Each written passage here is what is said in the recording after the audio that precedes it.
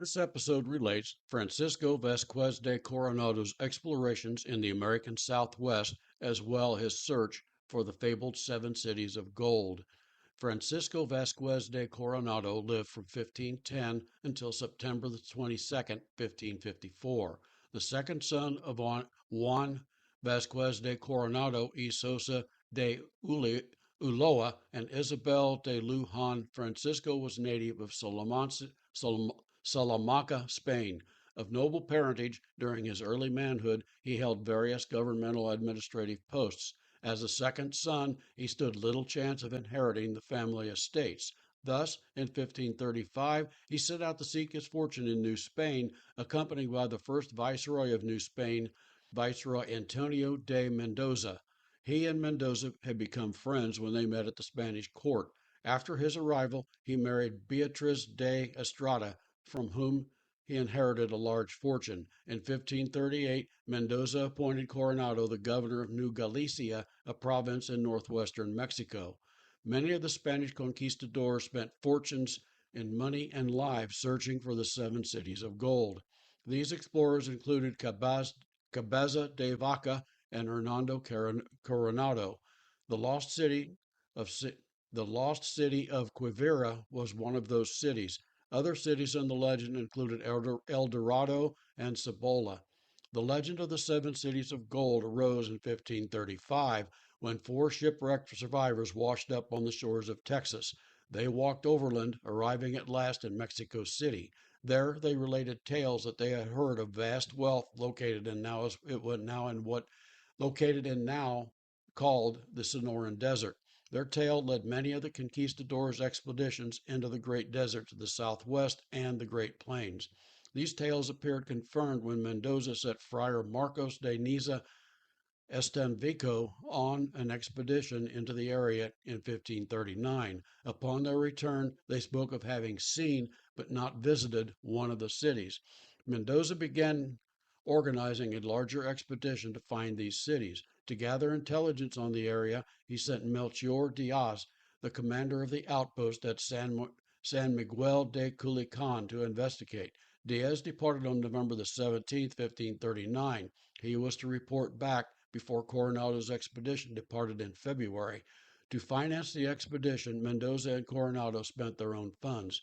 Coronado used his wife's fortune as collateral for a loan and secured another loan to provide his share of the funding. The expedition would consist of two separate parties. Hernando de Alceron would lead a sea expedition that would have most of the supplies on the ships.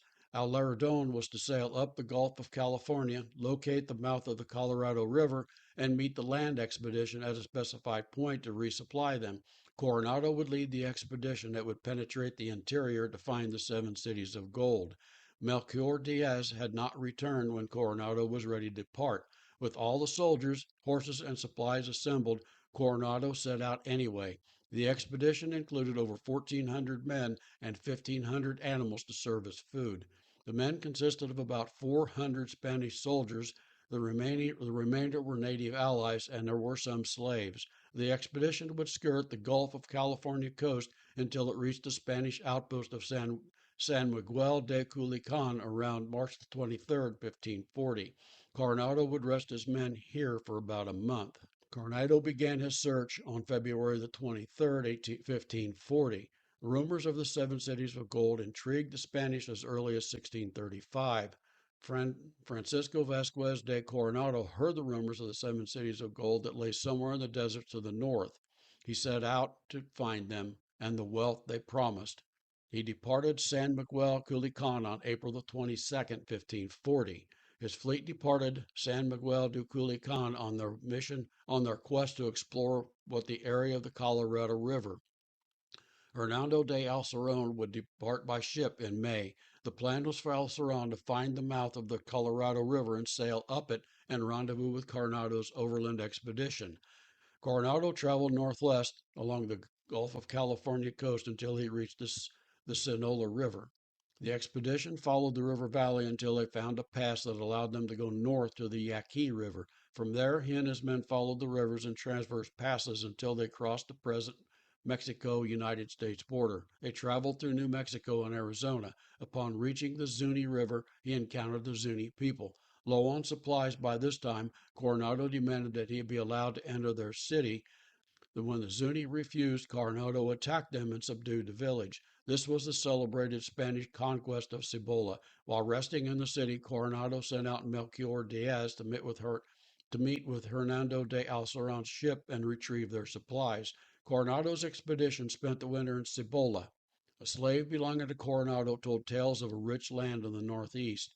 Quivera, the capital, the slave related, was a rich city that promised the owner great wealth. Alceron had sailed up the Sea of Cortez, usually called the Gulf of California, until he found the source of the Colorado River. He sailed up the river as far as he could, though he does not reach Coronado. Foiled, he buried the supplies and planted a note in a bottle. Because worms were eating holes in his ship's hulls, he returned to San Miguel.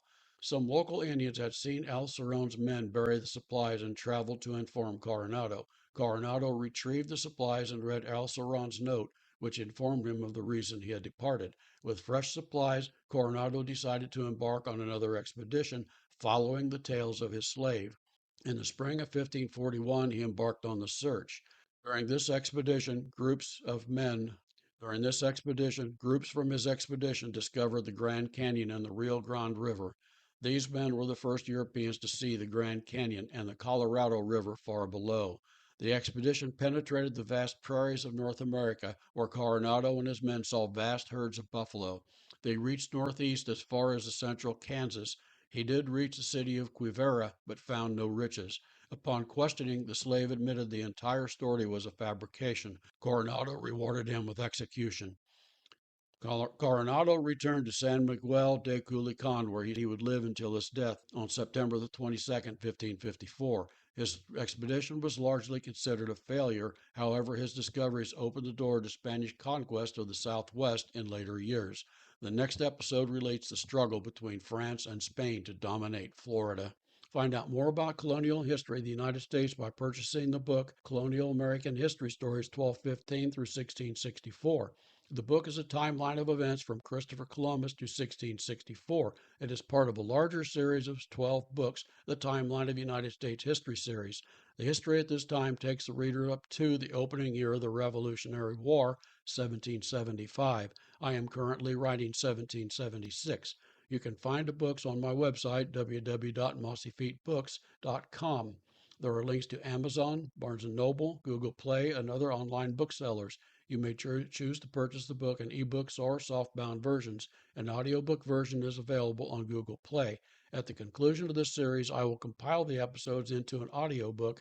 The audiobook will be available on Audible, Amazon, Apple, Barnes & Noble, as well as many other audiobook sellers. You can find this podcast on Apple, iHeartRadio, Amazon Music, TuneIn, and many other podcast platforms. I publish a video version on YouTube and Rumble. You can also order the books directly from me, the author, on the webpage. If you wish me to sign the book, to send an email to mossyfeetbooks@gmail.com requesting a signed book and instructions on how you want me to address it. Note, if you send me an email, I will add you to my contact list. Readers on the list will receive an email from me announcing when I publish a new book. If you do not want me to add you to the list, tell me and I will not add you. Listeners to this podcast that want email notifications of my releases can just send me an email requesting addition to the list. You can choose to have your name removed at any time. If you browse the website, you will find dozens of sample chapters, one for each of my books.